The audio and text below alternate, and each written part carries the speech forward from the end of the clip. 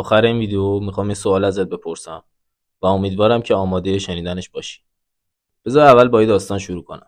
ببین، همونطور که همه ما توی زندگیامون پیش میاد، بعضی تایما یه جرقه توی ذهنمون میزنه که بهتر بشیم، یه شخصیت ایدئالتری داشته باشیم. اما بعد یه مدتی اون ایده فراموش میشه و دوباره ما درگیر عادتهای بدمون میشیم، دوباره درگیر مشغله‌های زندگی میشیم و به خودمون میایم میبینیم که نه تنها نزدیک نشدیم به اون هدفی که داشتیم، بلکه خیلی هم دورتر شدیم. خب این واسه منم پیش اومده. وقتی که توی ذهنم میگذشت که بدن بهتری داشته باشم، ثروت بیشتری داشته باشم، قدرت بیشتری داشته باشم، احترام بیشتری به دست بیارم، ولی بعد از یه مدت وقتی به خودم میومدم میدیدم که درگیر یه زندگی غلط شدم، یه سری عادات روزمره تکراری که فقط دارم منو روز به روز از هدفم دورتر میکنن. اونجا بود که سعی کردم مطالعه کنم. یه جدی به خودم گفتم بسه و شروع کردم به تحقیق کردن و ته همه این راه مطالعه و تحقیقی که داشتم به یه جواب بیشتر نرسیدم.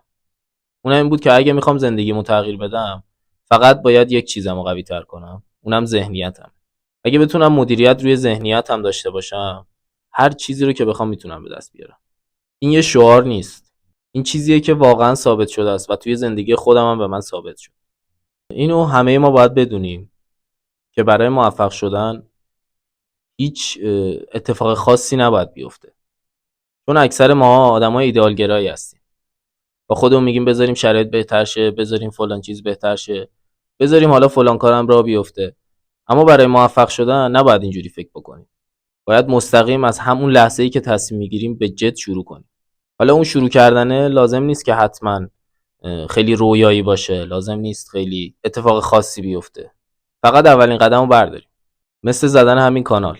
من خیلی وقته که تو سرمه که یه کانال یوتیوب بزنم، اما همش به خودم میگفتم بذار شرایط بهتر بشه، بذار مثلا نورپردازی بهتر باشه، بذار مثلا میکروفون قوی تر باشه، دوربین بهتر باشه.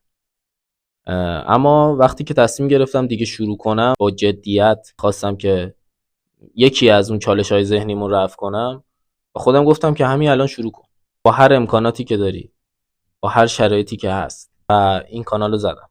حالا بذار بهت بگم که تو این کانال قرار راجع به چیا صحبت بشه. ببین، همونطور که گفتم موفقیت یه شرط بیشتر نداره، اونم مدیریت ذهنه. حالا اینکه چجوری مدیریت ذهن داشته باشیم، خودش خیلی پارامترها داره و اینجا قراره اون پارامترها بررسی بشه. ببین، قبول دارم موفقیت خیلی راحت نیست، یه راه درازی داره، اما غیر ممکن هم نیست. واسه همین من اسم کانال رو گذاشتم لیمیت بریک، یعنی شکستن محدودیت ها. ازت میخوام که تو هم سعی کنی که ذهنیت تو تغییر بدی و محدودیتاتو بشکنی. حالا یه سوال خیلی مهم ازت دارم. تو برای موفقیت چقدر ذهنت آماده است؟